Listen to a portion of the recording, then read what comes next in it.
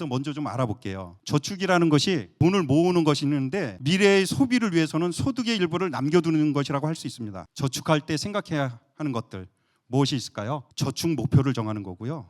저축 기간과 금액을 정하는 거예요. 투자에 대해서 좀 설명을 드릴게요. 내가 가지고 있는 돈으로 땅이나 물건을 사거나 금융상품을 이용하여서 돈을 불리는 거예요. 그럼 투자에는 뭐가 있을까요? 여기에 보이죠? 주식, 채권, 펀드. 주식과 채권은 직접 투자라고 그러고 펀드는 간접 투자라고 그럽니다. 투자의 개념 중에 제가 주식에 대해서 먼저 좀 말씀을 드릴게요. 주식이 뭘까? 간단하게 여러분들이 알 수 있는 것들인데요. 회사가 좋으면 주식에 투자를 해요. 돈을 가지고. 그러면은 그걸 투자하는 걸 주식이라고 그러고 주식을 발급받겠죠. 그래서 거기서 주식을 받았는데 이 회사가 운영을 잘했어. 이익이 많이 났어. 그럼 뭘 받아요? 배당금을 받겠죠. 이게 주식 시스템이에요. 채권으로 가겠습니다.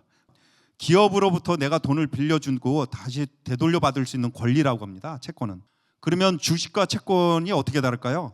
여기에 보면 공통점은 둘 다 기업에 투자하는 겁니다. 하지만 채권은 단순히 돈을 빌려주고 약속된 날짜가 되면 원금과 이자를 받아요. 주식을 했을 때는 회사가 잘 되면 잘 될수록 내가 받을 수 있는 배당금이 커요. 그런데 채권은 회사가 잘 되고 못 되는 것과 상관없이 일정한 이익을 받게 됩니다. 그게 좀 차이입니다.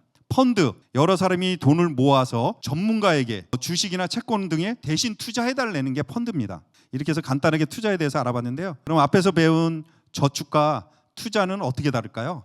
저축을 하게 되면 이렇게 확실히 이자를 보장받을 수가 있습니다. 그러나 투자는 저축보다 큰 이익은 얻을 수 있어요.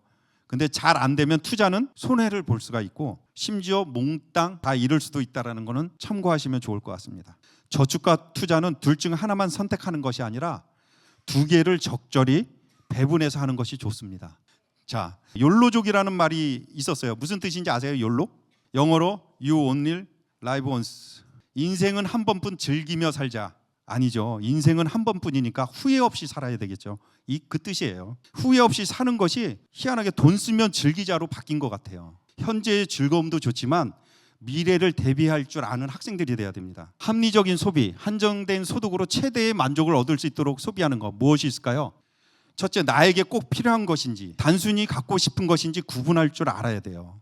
두 번째, 용돈이나 수입이 생기면 반드시 돈을 쓰기 전에 지출 계획을 세우는 것이 꼭 필요합니다. 셋째, 충동 구매를 하면 안 됩니다. 물건을 살 때는 STC, 스탑, 멈추고 충분히 생각해보고 think, 그 다음에 초이스, 선택을 하는 습관을 들여야 됩니다.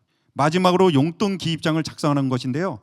돈 쓰기 전에 계획을 세우고 쓰고 나서 계획대로 잘 됐는지 점검하는 것이 가장 중요합니다.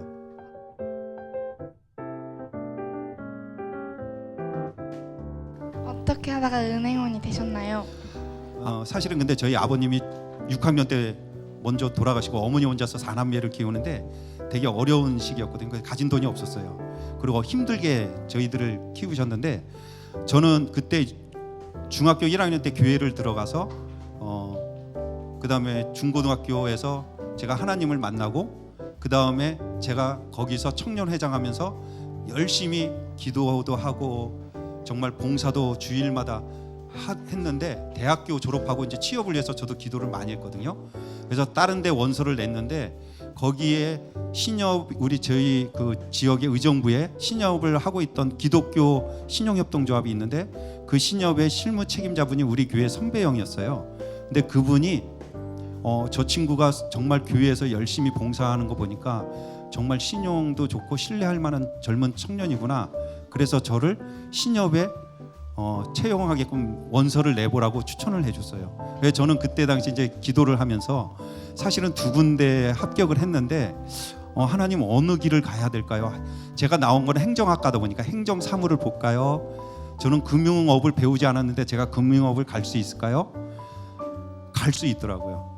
거기 가니까 모든 시스템이 배울 수 있는 금융업을 할 수 있는 연수원에서 교육도 받고 그런 시스템을 배우다 보니까 여러 가지 어려움도 있지만 그 가운데서 제가 살면서 신앙의 어떤 그런 많은 도전도 받고 지금까지 이렇게 30년 동안 하게 된 것 같아요.